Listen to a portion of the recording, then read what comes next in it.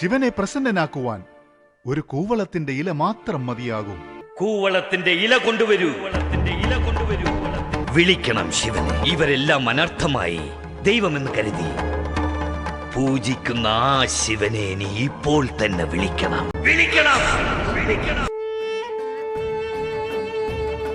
സ്വച്ഛമായ മനസ്സോടെ ധ്യാനിച്ചാലും ശിവൻ നിശ്ചയമായും വരും. വാങ്ങൂ പുത്രി.